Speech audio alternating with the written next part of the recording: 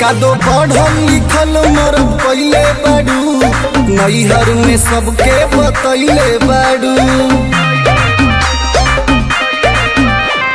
पियावा के बारे में खुल के बताव, हमारा से काहे छिपैले बाड़ू।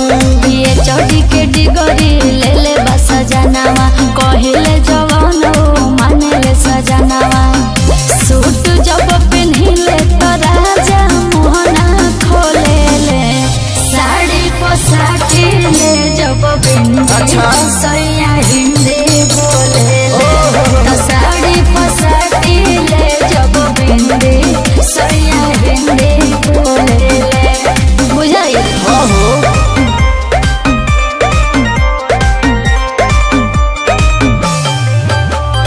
म्यूजिक बाय रविदास देवा।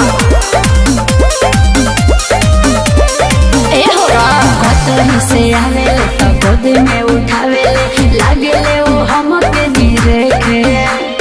हमारा लखास बड़े कदम झकास बड़े, हम हो लगे उनके देखे।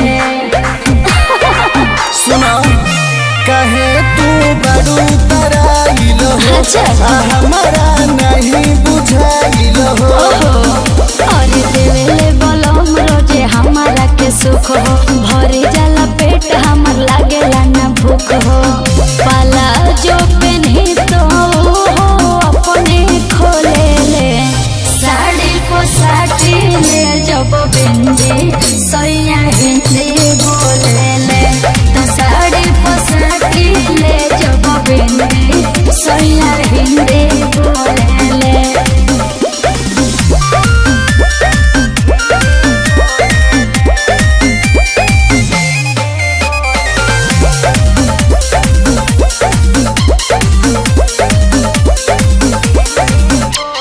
बोले ले उ हंस के तो रहिला तो रस के, कता नाले करे हो बड़ाई।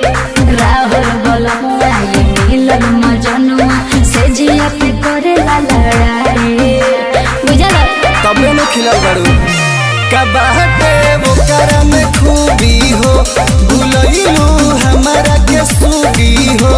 बोलो एकदम पिया मोर बड़े बवाल हो, हरदम राखेले हमरो ख्याल हो।